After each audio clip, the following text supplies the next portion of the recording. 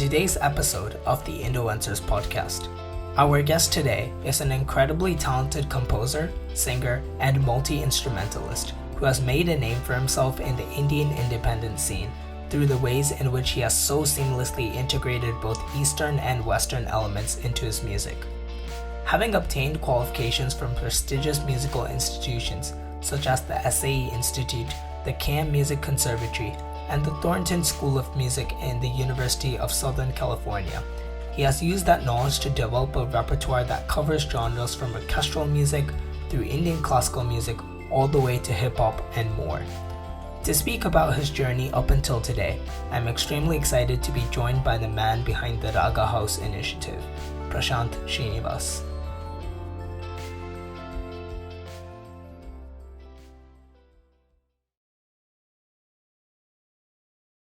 Welcome onto the Indoencers podcast. It's an honor to have you on. Thanks for having me and for that awesome introduction. It like each time you said something, it sort of added something into my head in terms of each place and each school and each institution. So it's always like whoosh over my head in terms of like all this information. But yes, cool. I'm like happy to help out and happy to add and share my experiences. Well, the aim of this podcast is to help trigger a bit more of those flashbacks. So we'll take it on right. Others or on myself? No. On myself. For you for today. Right. So we'll take it right back to your earliest days. I've seen that the first ever cassette tape that you had was Pudiya Mugam by Rahman sir. So Yeah. Would you consider that to be your earliest musical memory or perhaps something else? As far as I remember, yes, because it was like, we had like this car when I was young. As far as I remember, it had like 3 audio tapes, of which one was like a Kerala film soundtrack, and one was this one, and one was Arulapati was like also like one soundtrack we had. So I remember I was like 2 years old as I like heard all this. And I was always told that I would stop crying and start snapping my fingers every time I would hear these songs. So I'm sure it's had an impact. It's just that I didn't expect that it'll translate into an actual job in the field of music. So that's essentially what the story is. So. Yeah, and just speaking about the sort of environment that you were growing up in, I've seen that you have a cousin that plays the sitar. And so Yes. In general, how involved or engaged was your family with music as you were growing up? And how do you think they influenced your early musical tastes? I think like it's true for all Tamram households. I think there's always some kind of an art form happening in like either like in your house or in the house opposite you. So there's always someone who's having an art inclination. So either it's going to be in the field of music or dance or something or the other. So we have always had aunts' kids who have been doing this or uncles' kids who have been doing that. So I think they started me off on music classes at age 4, and then it stopped after a year because I think I wasn't as interested in that whole process. But I think as a family, my grandmom always sings, my aunt always used to sing, and always, we are sort of an audience of the art as compared to art makers ourselves. So I think I just thought that to make the art might also be awesome, only because if we're like sort of able to enjoy art so much, imagine how it would be to create the art form itself. So I think it's sort of like that is how it started. Yeah, and we've talked a lot about your Indian sort of musical influences with classical music and Rahman sir, Raja sir's music. Right. But I've read that your first musical influence from the West, probably like many other artists of that generation, was the Beatles. So what do you think their music brought to your viewpoint and perspective on music that you hadn't been exposed to already? I think I started to hear them pretty late. So I started to hear them only, I think, at age 17 or something. And before that, it was only Indian music. So it was like only like Hindi and Tamil stuff and all that. So hearing them, it was a sort of a short view into how the other part of the world hears its music. And also, I think they like started off a lot of styles in the West. Probably after Elvis and the early eras, it was the Beatles who had sort of changed the way that people like hear music all over the world. And also they had a lot of Eastern influences as well in like all their tracks and in all their songwriting abilities. So I think I sort of found it easier to get attracted to them all because their songs also had that Eastern flavor and that Eastern touch. And also it was my first exposure to the West, so it's kind of added up quite easily. And I'm like a huge fan of Paul McCartney. Afterwards, like I just found out that he's sort of the kind of artist I'd like to be after I grow up, because all that he does is make music. I mean, like it's just like his like entirety of his life is just that. So even sort of after he's aged, it's been only that. So I find that to be incredible that he can do so much, and he's fast, and he's quick, and he makes catchy tunes. So it's all like so he sort of inspired me a lot. And also I think all their songs had a lot of ease about them in terms of the kind of stuff that they're trying to say was very, very pure and like straightforward. Like I want to hold your hand is such a like straightforward thing to say, right? Like it's nothing to do with flowers falling from the sky in slow motion when the snow is intermixed with the clouds, and all that is like quite complicated Indian language to talk about the same thing. There is just I want to hold your hand. So it was quite awesome to hear that kind of an outlook towards all these thoughts and concepts. So yeah, just that. And speaking of sort of getting into different forms of music and, along your musical journey, I would say from what I've read and what I've seen that your sort of compositional journey or production journey probably started with your first piece of musical equipment, which was the Yamaha PSR 1100 keyboard. And you say Right. that this keyboard taught you to, quote, create music from nothing. So, what sort of impact do you think working with this keyboard had towards your later endeavors in music composition and music technology? So to go back to my earlier thought of actually being able to create something from emptiness is something that I always was like quite like sort of been like quite sort of like inspired by. So almost like how artists always speak about the empty canvas. It's just like the starting of something that's blank.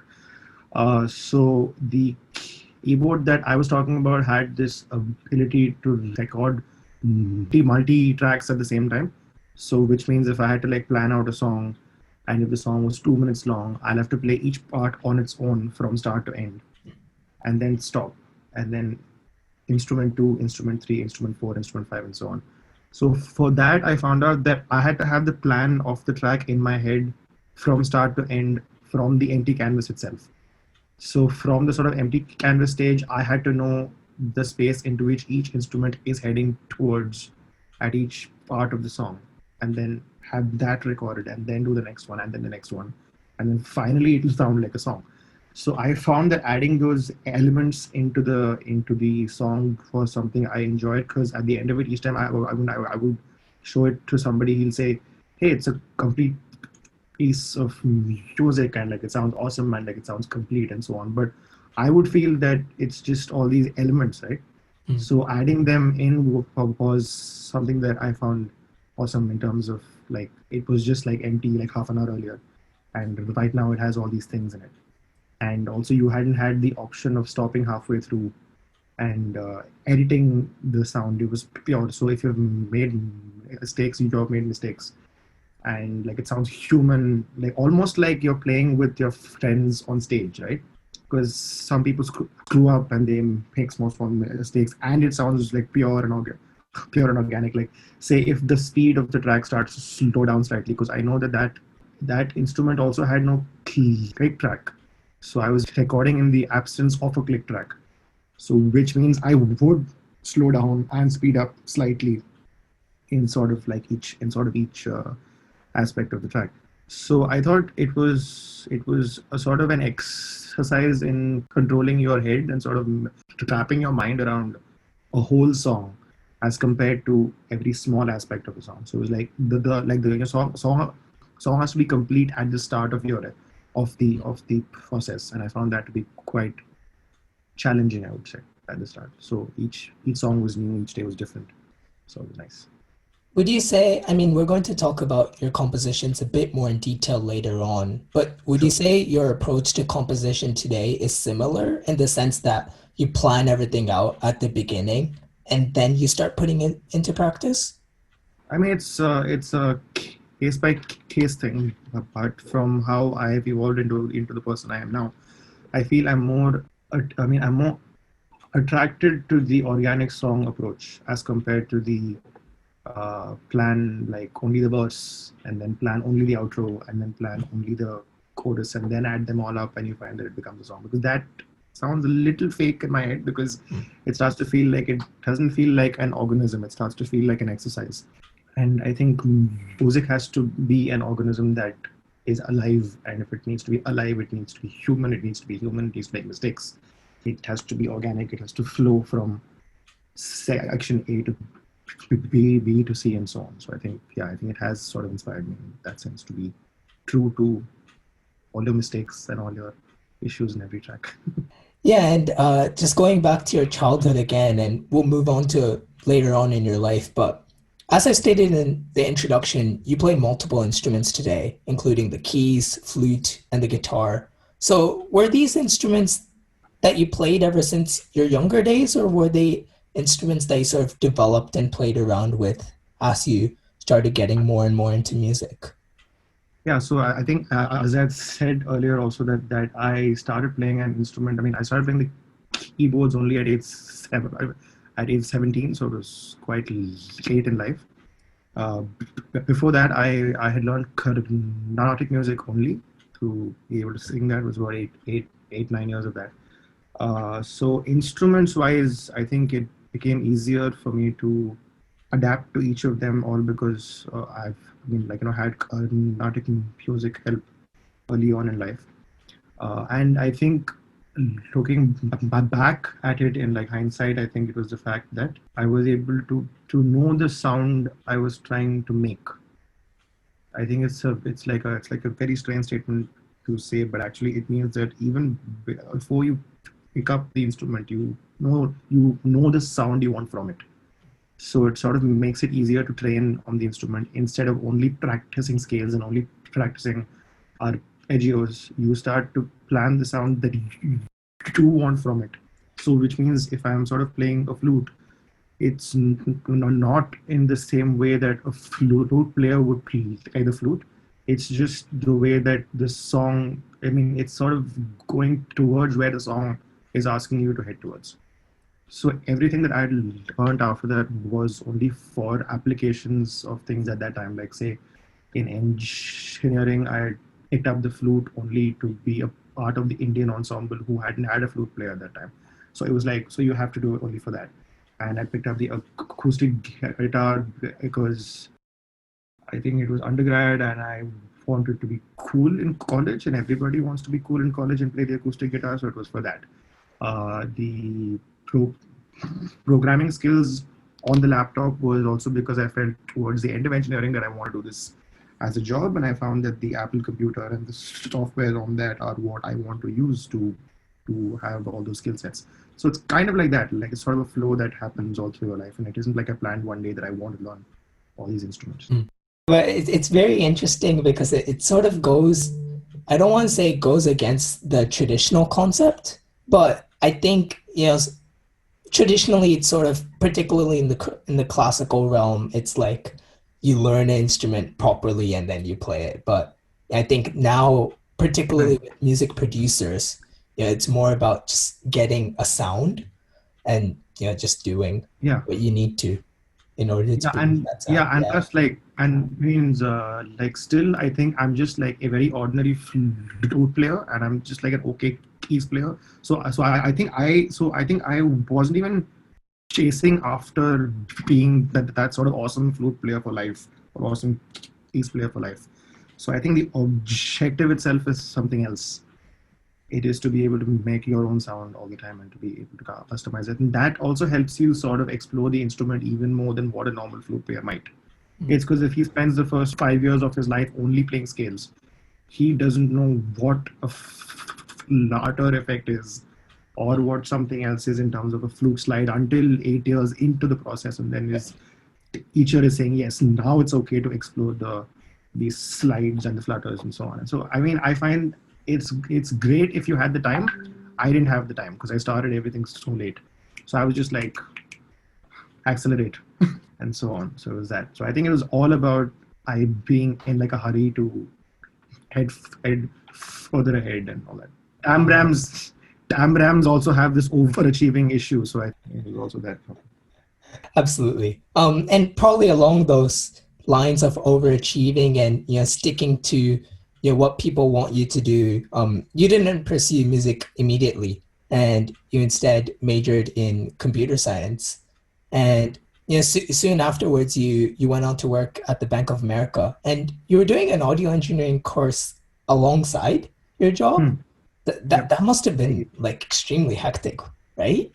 Yeah, I mean, it was the first course that I was pursuing in music on my own, and I had already completed 4 years of engineering, and I was not okay to allow my parents to spend on my studies after that anymore. So I sort of felt that I have to earn my own cash to pay for like all my artistic aims henceforth. So I thought Singapore is a pretty high paying job market anyway, and especially in IT from an entry level standpoint, I was earning pretty well. It's sort of the highest I've earned ever actually. So it's pretty cool because I had about a couple of years of that. So after I had the opportunity to work there, I found out that I can pay for my own classes in the evenings. And Singapore actually isn't a very art hub kind of place anyway. It's more of a it's like more of a technology hub. So I thought it would be cool if I can enter into a sound engineering course there. And I found out about SAE, and then it was, I think, headquartered in Australia. So it is from there, and then they have a place in Singapore as well. So it was quite cool because the office job was from 8 to 6, and then 6 o'clock onwards. I think it was Tuesdays and Thursdays and Saturdays. I would be off straight from office, saying I have to head off early on these days, and then I would also have calls with the States after that in the evening because I used to work on the trading floor as well. So it would be 8 to 5 of work, and then 6 to 8:45 or 9 off the program.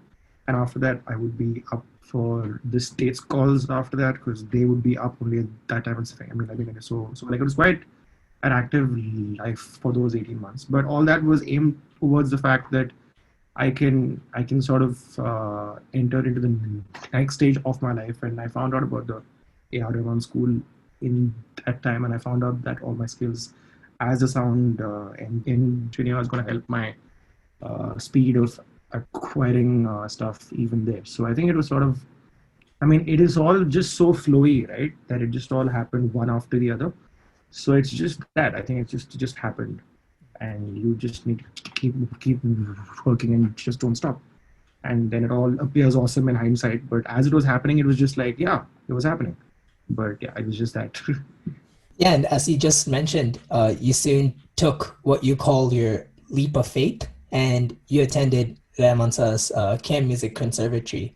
And this turns out to be quite a popular destination for prospective musicians. In fact, you're the third guest on this podcast alone who is a CAM graduate.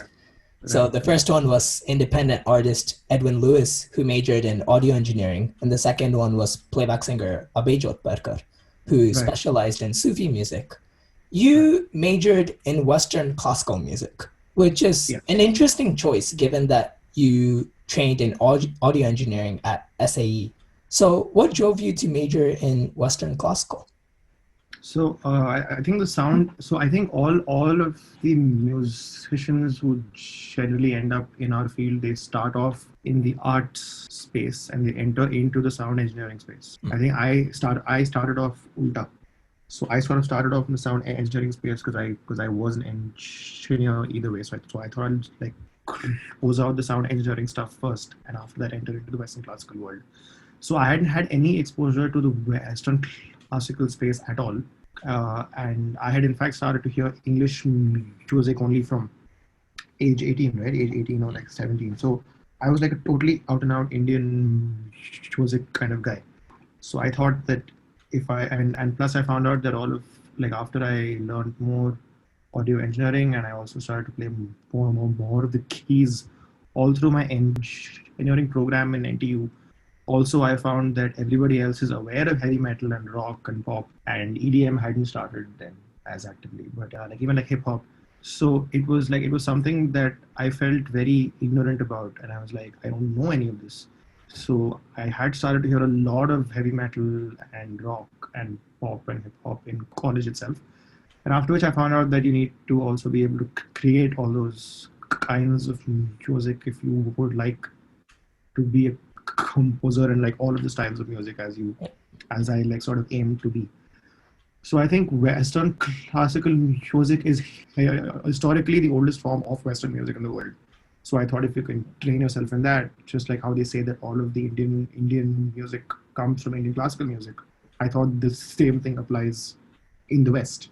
So so I just try to fight all the hard battles early on in life. So at least after that, it's more easier in that sense. So I think it was just that, like if you can expose yourself to the harder arts earlier on, it's just easier to adapt to all the other forms afterwards.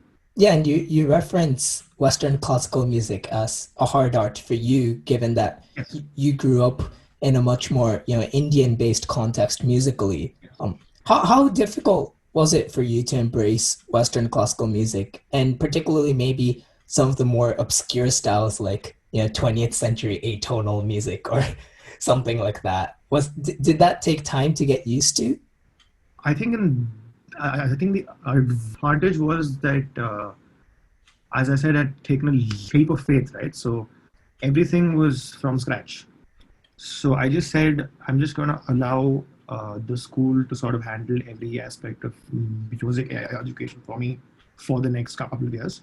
And in that sense, like the school and the faculty were awesome in terms of how they handled that. Professors are all from overseas, and I mean, like, and especially professors like Adam. You might have heard of Dr. Adam Gregg. I mean, he's quite awesome at his style, and I mean, like, and then we have like history classes happening at the same time. So I think I had the chance to also enter straight into the second year of the program at KM. So I didn't have to do the first year of the program because of my sound engineering course and so on.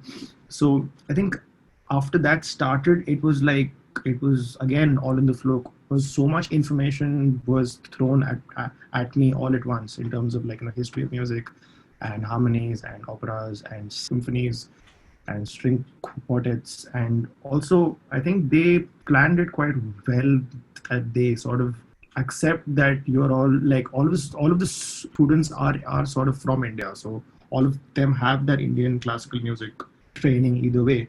So I think the staff also was able to understand that and like plan the program accordingly. So and I think I just chose to not think about my earlier Indian training at all. Actually, I think I just sort of ended up saying I don't know anything, and I'll just like start from scratch again. And after you start from scratch, you stop trying to think of it as, oh, it sounds Indian, oh, it sounds Western, oh, it sounds like a harmony, and you start to think of it like just accept information for now, and I will plan all of this after that. So I think the 20th century music is where you truly have to be open-minded, because I think until Tchaikovsky and I think early 20th century, it's still kind of acceptable because it's still the kind of music we hear in like Hindi films and Tamil films, and it's still the same chords and harmonies that like our like ear is open to accept. But I think as soon as it enters into Schoenberg and some like extremely obscure kinds of music, I think even he had a hard time to explain to his fans and audiences that all this is actually a sound that he wants us to hear. So if you kind of explore Schoenberg's history, you will also find that it. I mean, like it's not just us who didn't like his music; it's everyone at like his time as well. So I think that he had a hard time explaining that to his folks, and then after that you enter into the argument of saying that music is only for the intellectuals, and smart music and stupid music and music for the classes and the masses, and all these kind of arguments start to come into play. So I think it was an awesome experience for 2 years in which I sort of was able to have all these arguments internally and outwardly with like all my staff. And I've had enough of these arguments with like all my staff saying, I mean, how can you say that, it's still music and it's actually too intellectual, it's too smart. And like, how do you like understand all this? And then we argue back and it's like endless and it keeps going on and on. And after a while, you're like, okay, I like my music, you like your music, everyone's happy, it's good. I think it's sort of like that is how it ends up. And when I've heard sort of musicians talk about their journeys, and I suppose, I mean, I'm not a musician myself, but like, yeah, I've sort of trained in music a little bit, and I think I can speak to this a bit from my own experiences as well. But when you take in a lot of information, it's very tempting to show everyone that you know it through your work. So like if you find out about a new, chord extension, for example, then, like every other chord will be like a 9 or a 13 or 11. So, Yeah. I mean, in that sort of space, how long did it take for you to gain that musical maturity to sort of put the complexities aside and sort of not be a show off and instead sort of use it when it's necessary and not at other times? So the advantage, I mean, it's like a sort of it's like a sort of a pro and the con of being at KM is that everyone in KM, I think 85% of to 90% of the people in KM are performance artists. So like they sing or they play an instrument, and they specialize in stage presence and stage performance and actually showing off their art form. The composers in KM are actually only a handful. So when sort of like I was there, it was maybe I and 4 or 5 others across who were actually only into composing music. So I think if you sort of treat yourself as a composer from the starting of your musical journey, you find out that showing off isn't even an option. Because to show off is only if you are a stage artist and if you always want to play and if you always want to show off your skill sets. Now, this thing that you're talking about, that if I've learned this add ninth chord, I'd like to show off the add ninth chord, I can find out that the entire school is able to play that add ninth chord way more awesomely than I'm able to play the add ninth chord. So who will you show it off to, right? So it isn't even about the add ninth chord, is what I slowly started to find out. And I think I had the opportunity to also score pretty well in that program. Because I was like sort of I just got awarded the best all-round artist student of the year for like a couple of years, and it was very, very odd for me only because I was not a stage performer. I was also an all-right stage performer as compared to the excellent ones who were always in the spotlight, always in the limelight. I just had the habit of putting my hands into everything. And I found at the end of year 1 that actually that helped a lot. So I found, so I was like the head of an a cappella ensemble at KM for a couple of years. So I'd found out about the a cappella. So fine, that's like an awesome sort of an example. So it's like almost like finding out a brand new chord, right? So I'd found out about the a cappella sound, and I started to play with it. And I found out that I can actually have an a cappella ensemble in KM because I was friendly with all of the other students. And as long as they know that someone else is handling all of the score writing, and all that they have to do is like come and sing and leave, it's easy for them. It's easy. It's like sort of like easy for me because I can like handle all these eight voices and have my soprano, alto, tenor, bass sides sorted. So I think it's like I think all of us are showing off in our sort of own ways at all points in time. It's just that when a composer shows off, it's more subdued and it's not as in your face as like a stage artist tries to show off. So like it might feel like I'm not showing off all the time, but I actually am, and like all of us are. Artists always are sort of trying to show off all the graphs, and it isn't even like the sort of end game is not a show off. I think that the end game is just to check if it works. So I think with what I did, it was like, oh, I found a harmony. Now how do I know if it works? I have to ask someone to hum it and sing it and check if it works on like the software or or on like a stage show and so on. So I think it helped that I was doing everything all the time. Yeah, and I think like handling artists and handling egos on an everyday basis is like also quite an awesome experience, and it's sort of half of our job as a composer to just like come and speak to these amazing artists every day and inform them that you just need to sing what like I am asking you to sing and not sing whatever you know. So it's sort of all those small things that ends up happening. And but yeah, I mean, like as long as the song sounds good, it's good. So it's okay. Showing off happens after the song is a hit, right? Because like if the song isn't a hit in the first place, then you can't show it off to anybody, and then you end up being like Schoenberg all the time. So you can't really do much after that. So it's one of those. Practicality is something I have. I think it's not anything else.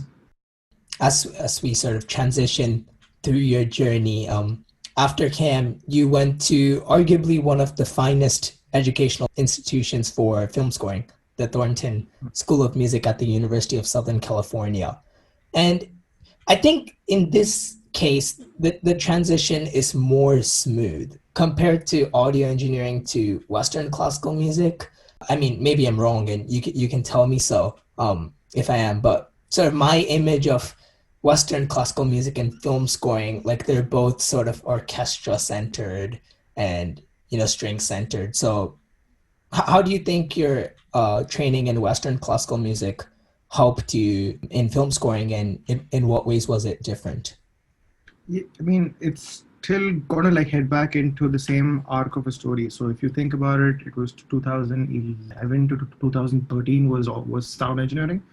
2013 to 2015 was KM, and all of my audio engineering skills had helped me in KM immensely. It sort of put me up there in front. And again, after that, it helped with having these orchestration skills and like how many skills to apply to the film scoring space. So it's like a step-by-step thing. I mean, it was like equally smooth or like equally harsh, as you say. But I mean, I feel that I didn't want to go to the US actually. Like the initial thought was to like stay on in India, and because I didn't have any funds anymore, and I just thought that I'll start off a studio in Chennai and like probably start working for AR or something like that, and just sort of start off my thing there. As usual, RagaHaus.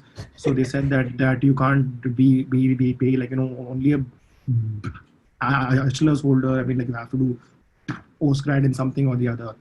So I was like, okay, I'll do it in this field, and I chose this. And I think it was, as hard as the earlier change was, because right now it was like also about transitioning into a Hollywood space, and to also transition into a space where it is, as you said, it is the best school for film scoring in the world. So after you get into that and you find that they take only 20 students each year, you feel happy at the start that, oh wow, I'm sort of in. And at the same time, you also feel that, oh my God, all these other students are so good. So there's like a huge ego drop as soon as you enter the program. And then you're like, everybody's so good, and like they're from all over the world actually. Our class was strangely a very international kind of a class, where we had people from Hong Kong, China, Poland, Austria, Italy, and the States and England. Oh, wow. And it's just 20 of us. And I think I was the second person from India in the program of all time. So they aren't habituated to seeing people of our skin color also there. So it's also quite like interesting how it was just like one huge, what to call it. I mean, it's like everyone's in it with like sort of as much stake, and everyone is scared of the others, and all of us are trying to explore all of this in sort of like our own way. So sort of every student had his or her own voice. So like the Asian students had so much of the East Asian harmonies in like all their tracks, and the Polish person had like some his like own voice, and the Italian person is from the same school as Ennio Morricone, so he has his own style and voice. So everyone was just so out there all the time that I think it was much more of an adjustment towards that as compared to actually training yourself in the orchestration part of it. And like it was actually trying to apply all your skills onto an actual orchestra. and to like an actual stage. So it was quite cool. That each day was out of like an ego boost and an ego drop at the same time. Every day was just like an up down, up down, up down. So you're like, I don't know what to like do with this after all. It's one of those things.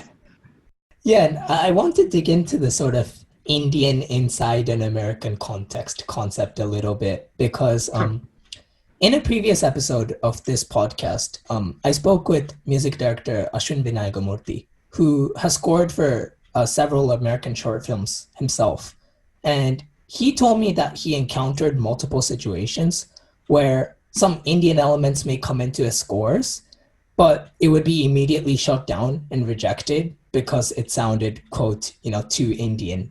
So as an Indian yourself coming, I know you've done Western classical music, but predominantly from an Indian background yourself, was this influence ever an issue for you? And if so, how did you overcome it?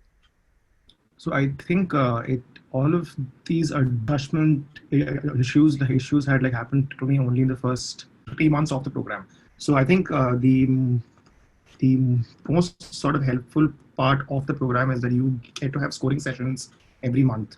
So a scoring session implies that you actually have your score played by an orchestra every couple of weeks. So it starts with like a smaller ensemble. So it ends up starting with like a string ensemble, and then it goes on to woodwinds, and then it goes on to only horns. After that, so it's sort of like the ensemble starts to keep increasing in size until you head into your final thing in April, in which you have an 85-piece ensemble playing your song. So I think early on, the idea is to scare all the students, to tell them that you have to do five scoring projects in 1 week. Just next, one by one, scene after scene of just scoring. And it's okay to screw up, it's okay to make mistakes, it's okay to do all those things as long as your score is out in time. So you sort of start to find out that it's about submitting the piece as compared to submitting it well. Because even sort of after you submit it, it'll change on stage because the orchestra will play it differently, and so on and so forth. So I thought it would be exotic to get the string ensemble to play an Indian theme or whatever. So I tried that out in the first 1 month of the program, and also I think I had said that they hadn't had as much exposure to our community either. Because like in Hollywood also, I don't think that there are as many Indians in there. So they also had a hard time trying to adjust to me and all that. And plus, I hadn't even altered my accent, so I was still speaking the same Indian accent all the time. So I think they had told me in the first string ensemble exercise that it is sounding slightly Indian, and I was sort of thinking, hey, but isn't that all right? After which I found out that everyone else there, even though they are from all parts of the world, all of them are still trained in Western classical harmonies. So I am sort of the only person who is trained in a set of harmonies that aren't known to them. So I mean, so like even the Chinese students have still learned only Haydn and Mozart and Bach. So it's the same school of thought. So I had this idea of ragams and all that stuff, right? So all that is not actually helpful in a certain environment. So example, if I had tried to force fit all these ideas into their tracks, it would sort of always feel that I'm trying to do something that's too far out and that's too hard to access. So I stopped that actually. So like I sort of placed all my Indian thoughts into like one attic of my head for like a year. So I said after the first string ensemble, I just changed all of my pieces to being completely Western. So and after that, I'd scored around 26 short films in 2 years, I think, and it was awesome because the first 18 of them were in the first year at the school itself.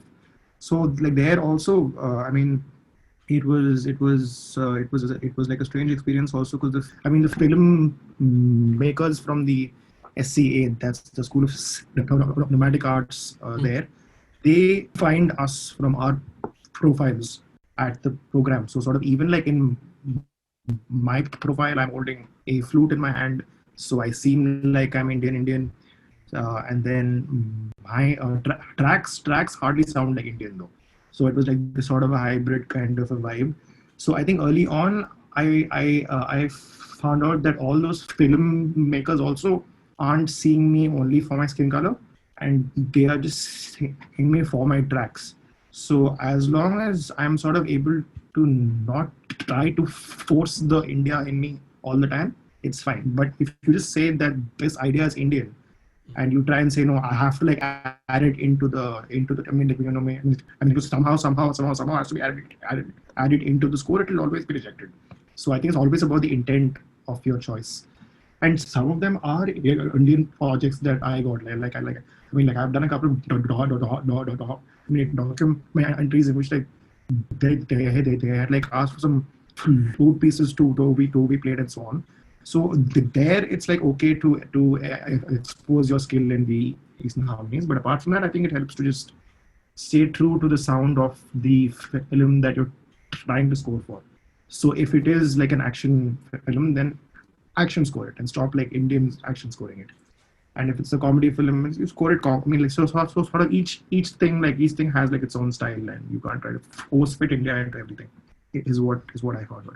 Yeah, and you just mentioned that you've scored for various films during your time at USC, and you're somebody that's not only scored for films, but also for plays and video games. So I'm wondering, with these sort of different mediums in which you're scoring music for, does your approach to these respective mediums change even if the situation is relatively similar? So like, for example, say you have an action sequence in a film versus an action sequence in a play versus an action sequence in a video game. Does your approach change based on the medium? No, because they sort of train you in that as well at the program, because they like tell you that it's all about the drama, right? So the drama is still the same. So like as you said, it's still an action sequence. So like the sort of action sequence is what we score at the end of the day. So like I have this thing in which I like helped my friend for his final project in sound engineering, where he took a scene from Ant-Man and he said that he wanted me to score it again, right? So like the sort of Ant-Man ending sequence is still an action sequence, except it feels like it's a game. Because like sort of Ant-Man is still like they change in size and then they go all over the place and they're playing with toys, and then the structures increase and change in size over and over again, and there's punches and hits. But like sort of at the sort of end of the day, it's still an action sequence. So an action sequence will always stay an action sequence irrespective of the output medium. So it's like saying that if you treat an action movie differently from an action OTT show, right? Or so it's sort of still the same, because I just see it as that. So in your school, you sort of mentioned how they trained you in terms of how to approach an action sequence. Would you sort of have like, I don't know how to phrase this without making it too sort of strict, but would you have an idea of, or would they teach you sort of like, if it's an action film or action scene, use these instruments, use these sort of chords, use these sort of harmonies? How sort of scripted was that, and how much it was sort of natural instinct? I think that so if you take a style, like say if you take like a sort of an uplifting is sort of an emotion that I'd like to approach, because if you try to make everything into like happy, sad, angry, it's sort of it's too like easy going on. I mean, I'd say if you have something that's a complex emotion like uplifting, and if you have to score uplifting, then you can score it in all kinds of ways with like, you know, an 80-piece orchestra or a solo piano or a solo voice or just an acoustic guitar and so on. So I think the instrumentation isn't as important as the emotion that you're trying to showcase. So I think the harmonies themselves speak, and after you know that all the harmonies work, it's only about having the choice of the accurate instruments in them. So I can show the same emotion in in so many different ways by changing the choice of instruments. So hence it was always helpful to ask the client about ask the client for his favorite soundtracks and ask him for his styles that he's expecting from the film. So like he'll say that he likes this Argentino sound, or say that he likes like a Hans Zimmer sound, or he likes like an empty Brokeback Mountain kind of sound. So it's sort of like his choice, because he is at the end of the day the person who's made the film, and he's made it with with like some thought in mind about it. So I just have to facilitate that emotion to come out accurately. So sort of an action scene is still an action scene, irrespective of how many styles you want to show it in, is is is basically how I would see it. So it's not like they train you on the instrumentation aspect of it. So they actually only train you in the orchestra, and like how to like handle the orchestra and sort of all its ways, because like the orchestra is the most large instrument ensemble in the world, because like it has all of the frequencies, and it has all the instrument styles in it. So if you can kind of handle the orchestra, it means that you can handle all styles after that. And yeah, after you studied film scoring in the US, you came back to India and you started producing various independent tracks. And I want to dig into two of them in particular, primarily because they're just two of my favorites, Maatham and Urangu.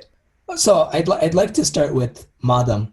And you spoke about Maatham quite extensively on your Instagram Live with the rapper featured on the soundtrack, MC Heem. Right.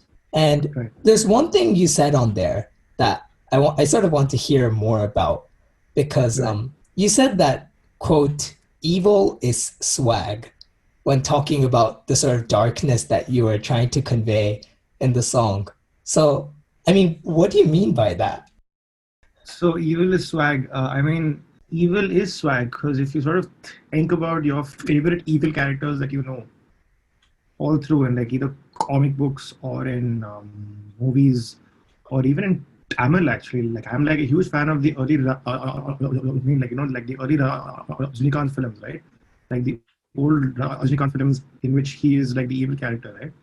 And I found that he is he has like himself said that he enjoys playing evil characters as compared to the happy heroes that he sort of ends up playing.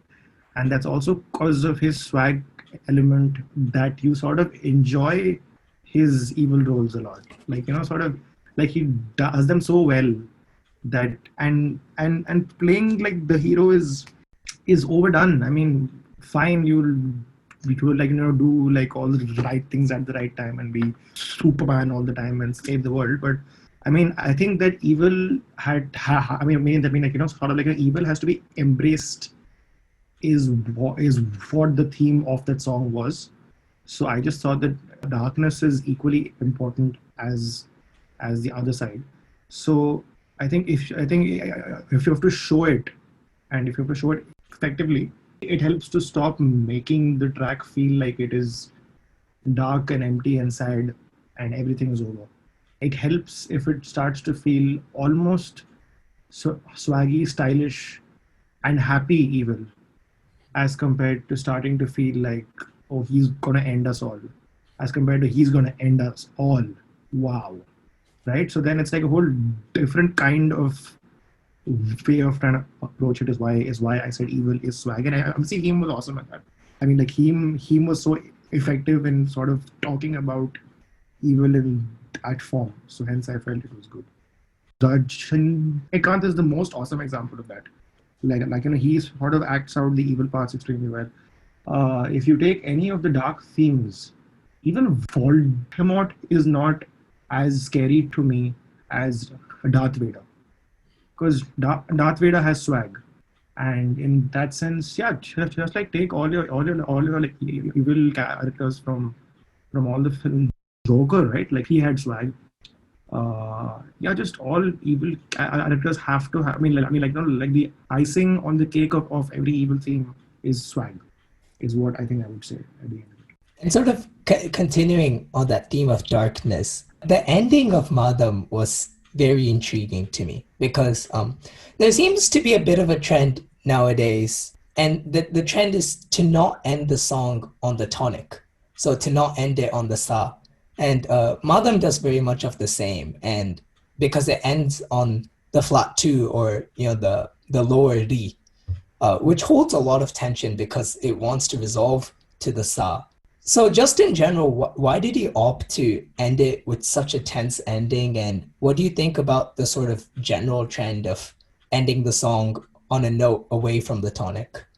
It's probably only something to do with every song. So if you take this song, it'll be about the fact that we wanted the song to keep the audience held and engaged all the way. I mean, like till the end. So if we've sort of established that the song is about this one evil guy, and if all of a sudden if we end the song on like this like extremely happy sa note, it'll feel like it's all over and like the problem has been solved. But except evil hasn't been solved yet because evil is still there and it's always all around us all the time.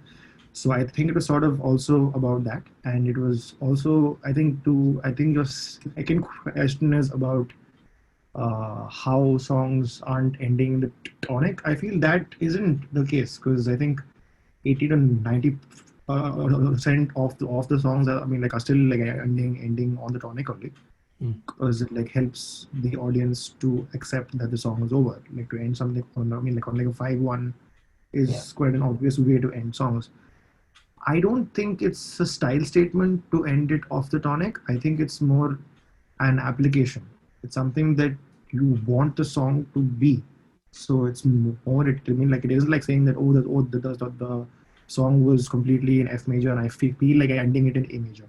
No, it's just that it would help if I ended it in A major because the arc of the song would be even more escalated and the audience would feel the way that I want them to feel.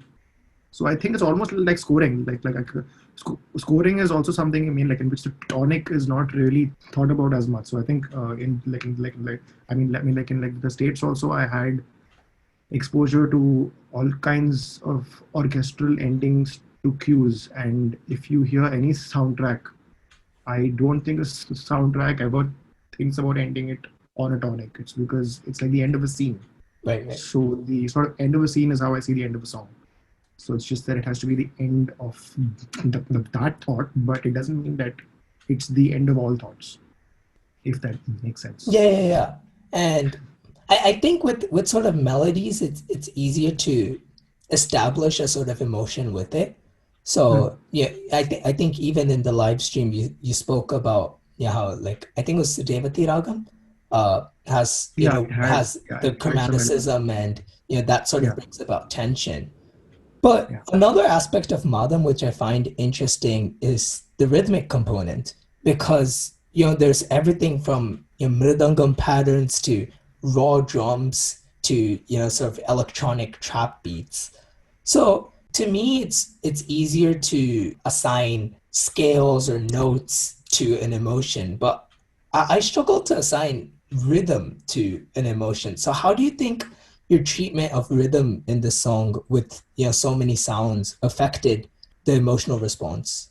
so I think they always choose to say to me that in the orchestral space, you should always use the percussion at the end of everything because the percussion itself has no motion of its own, and I think only like harmonies have the true emotion, and that ends up coming from the strings or from the brass or from the woodwinds.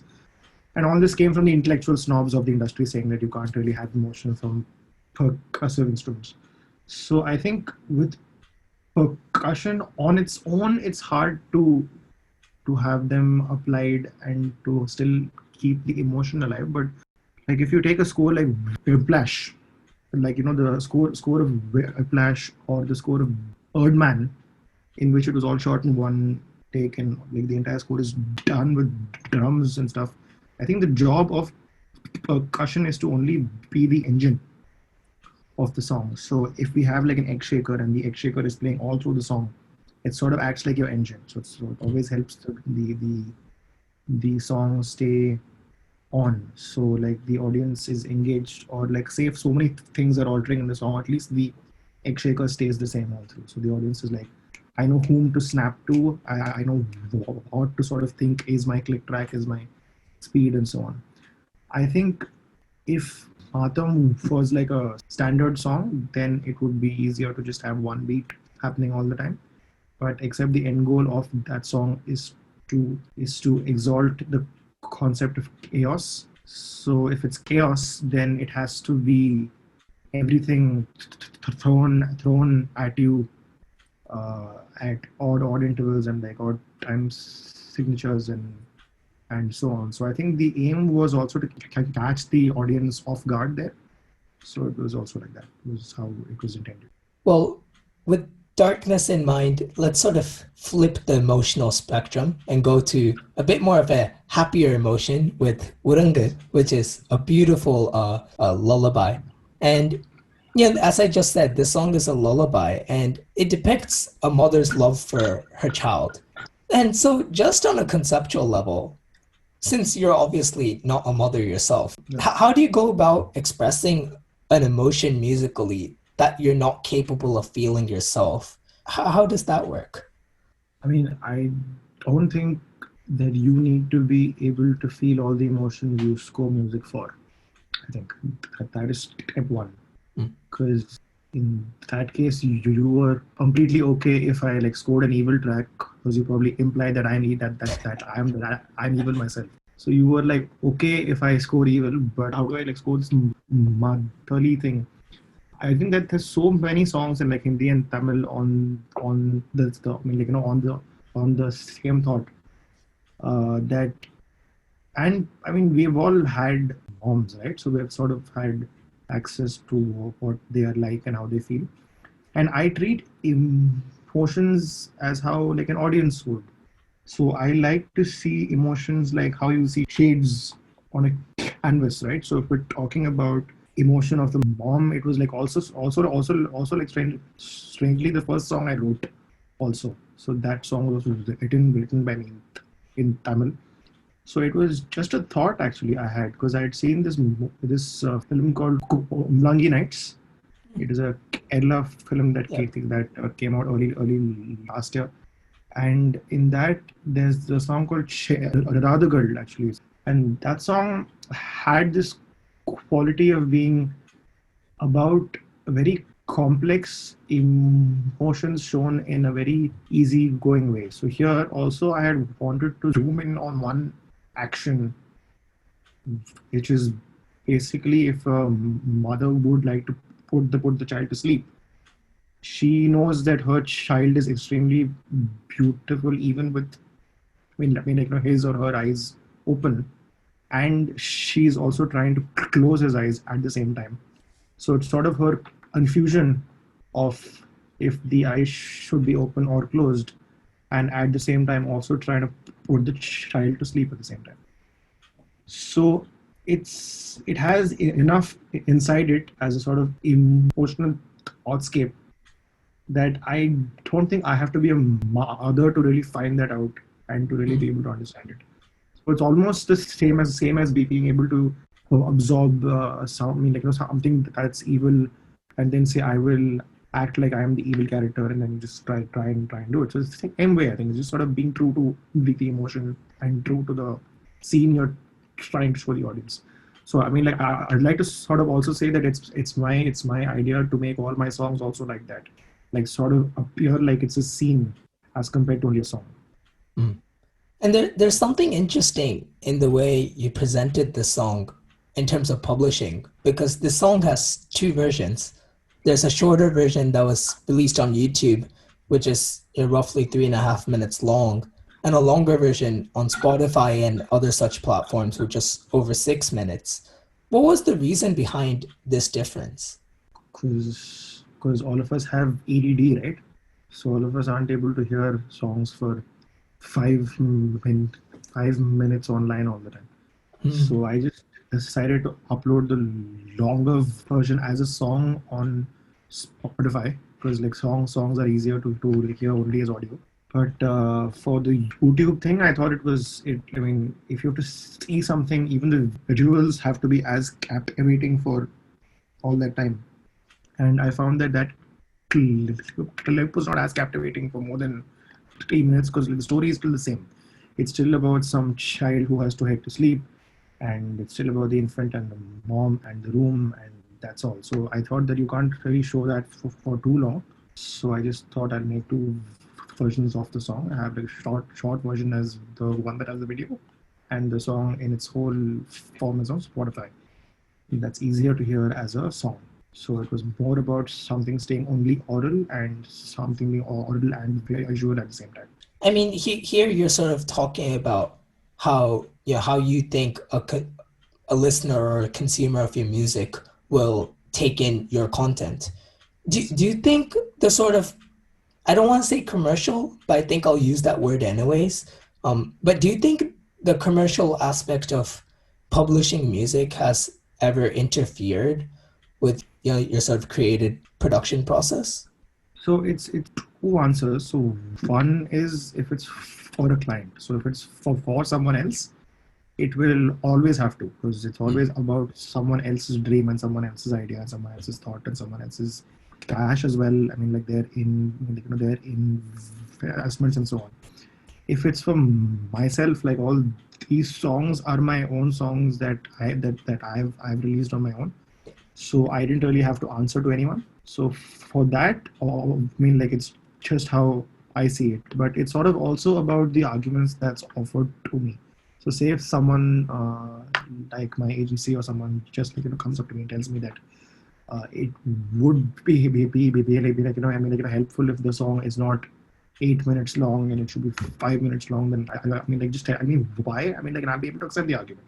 So it's sort of also like if they like the argument makes sense and so on. Like, it's that. And there is also the angle of even with commercial songs, they do work only because of a certain formula, right?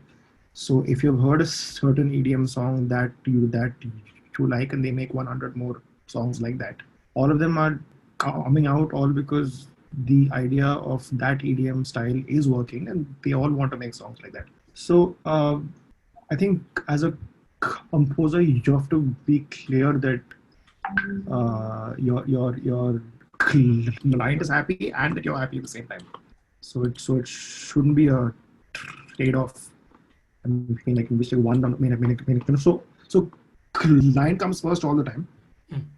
But say that if you're not happy with the product either, then it doesn't help you also. So I think you have to always toe the fence then, like, see what's the best way out in all these regards. And talking perhaps a bit more specifically about the song, there's one sort of point that I want to talk about, because there's an interesting dynamic where, the song's in 7/8, but there's this, I think it's an accordion. I'm not exactly sure what it is, but strings. This sort of swell that comes in. Oh, it's the strings. Sorry. And that sort of like fights against the foundational rhythm.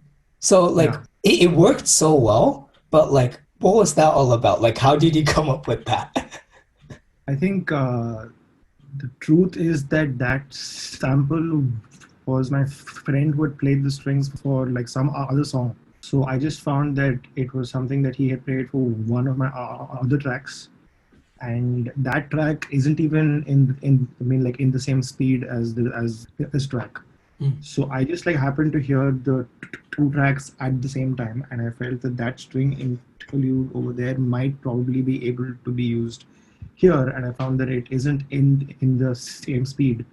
And then I was like, so what if it isn't in the same speed? I'll just see how it works as a transitionary element.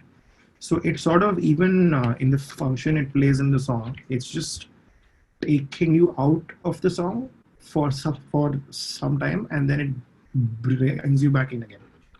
So like the whole aim is to act as a transition, and since the whole song is 7/8, after a while it gets too boring, or I get too bored, so I keep adding in all these elements. And I've been like told also earlier that you get bored of all things generally, so you shouldn't feel like the audience also gets bored as fast as you.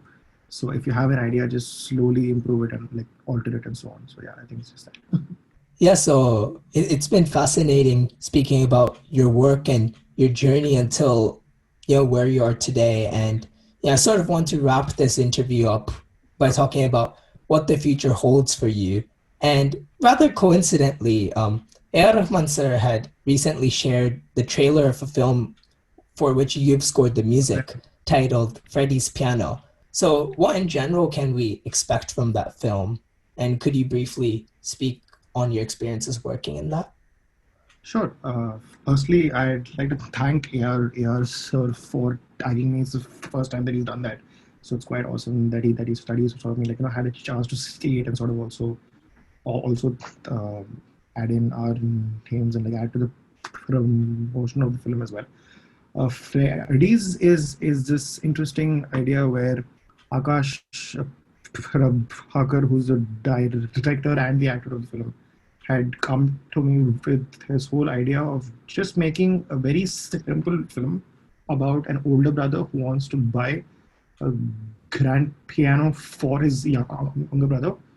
And it's just that actually, like the whole thought of the film is only that.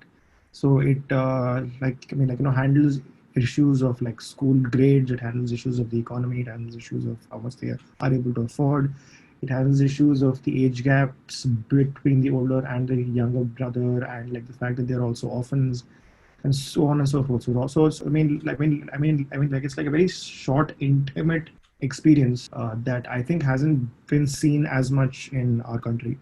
It's because our country is always about the lot line, and and we sort of always have this action-packed angle to everything. So I think here it was awesome that it was like only like this easy thought that had to be showcased, and it had like awesome options to explore in terms of the soundtrack and the score. It has enough themes. It's also in Western classical space, so it has a lot of options to explore that space as well. So I think it's something that hasn't been seen in our country as much. So I was also quite like excited by that.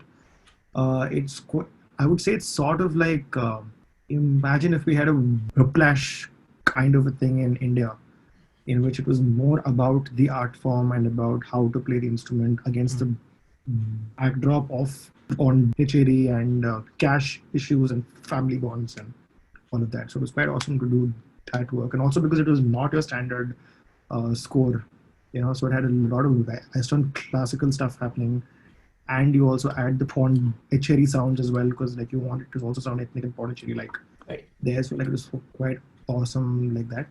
So yeah, I mean, like it'll come out in platforms quite soon, and I think it's a very intimate film that should make you smile at some point, because it's also about a very emotional thought of this older and this younger brother, and like how they like interact and speak and fight and argue and handle their lives.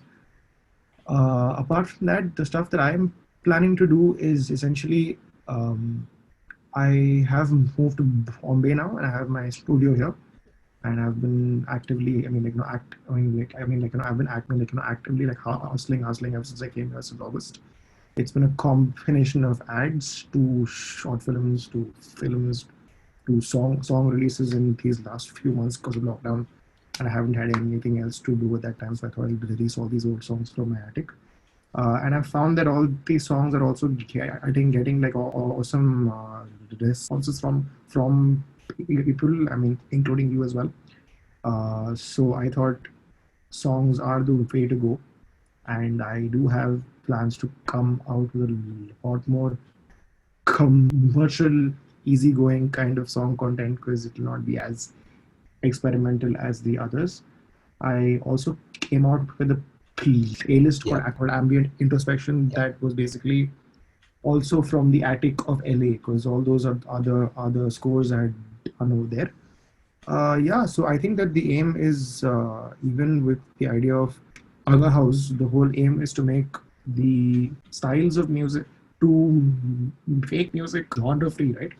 So I think the emotion of the music has to be more important as compared to the style of the instruments. So I think all of your questions in terms of does like action music always have to be strings, or does like happy music always have to be the flute? I think all these questions have to eventually stop, and all of us have to start to just think about: is the music putting like a smile on my face, or a tear in my eyes, or some goosebumps on my hands or not? Because I think at the end of the day, as long as I can acquire an emotional reaction from the audience, so I've still achieved what I like started to achieve. So like the whole aim was to create so that you can make the others feel something. So as long as someone can feel something, I'm doing well. So all these other questions about harmonies and instrumentations and all is useless, because we're eventually only trying to, offer like some kind of an emotional escape to the audience in times like these, where we're like, also it's very hard now. Like in the last few months, everyone's like in all kinds of emotional spaces. So I think it's helpful to offer our art as an appropriate escape to all the audiences. So if they would like a dark escape, then you have the evil hip hop songs. If you want a happier escape, or something else, and so on. So I think songs are awesome at that. Scores are as well. So scores and songs are the way to go. The aim is to hopefully do them at the same time, and also to ensure that the Indian audiences are open to all kinds of styles and all kinds of art forms, as they once were actually early on. All of a sudden, the Indian audiences are being asked to only listen to a certain kind of music, and I think that the onus is on the artists to ensure that they offer more, because only if the artists offer more, the audiences will have a chance to also accept more and also evolve as like the art evolves and so on. So yeah, it's just that. So the aim is to just take art forward in the most productive way for humanity to like also state like that. So also that, that's like, so art is not only for artists, it's for all of us. So it needs to be easy to access and accept and have fun with it. Yes, essentially we need to have fun with it, is what is the important argument I want to also make. So it isn't only about happy, sad, angry, it's also about having fun. So, yeah. So we've talked about how you've allowed other people to have fun with your music. Now, with the sort of final question that I generally ask all of my guests, let's flip it. I want to hear what sort of music you have fun with. So what's on your playlist nowadays? Also, my playlist nowadays, I'm listening to this Jacob Stauber. Is that what his name is? Yeah, he's pretty interesting. So he has this cool electronic, jazzy kind of sound happening. Apart from that, I listen to all kinds of stuff, man. I listen to everything from item songs to EDM songs to Coldplay to Andhra, hero entry songs to orchestral songs, Hans Zimmer to anything like it just goes all over the place. So I think I don't. Again, I think I should stay true to how I'm expecting my audience. I mean, so I should stay true to how I expect my audiences to be. It is that I don't want it to be about the songs. It should be just about the emotion. So I just hear stuff that makes me happy, or stuff that puts a tear in my eye, or if it's like an old Raja song, if it's an old A.R. Rahman song, it's okay. It's just that. So my Spotify playlist also will change every day, because sometimes early in the morning if I have to work out, I will hear some South Korean hip hop, and that's like always fun. And yeah, it just keeps altering. All right, I think we'll finish off there. Thank you so much for your time, and thank you to the listeners for tuning in. If you're not following Prashanth on his social media already, make sure to go do so with the links in the description. Thank you so very much.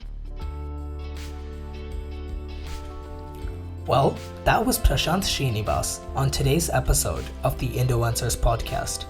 You can find us at the Indoencers, spelled THEINDOENCERS, on Facebook, Twitter, or Instagram, or you can use the links in the description. Likewise, you can find our homepage at theindoencers.wordpress.com or through the link in the description. Make sure to subscribe to the Indoencers podcast on your favorite podcasting platform. Thank you once again, and we'll see you next time.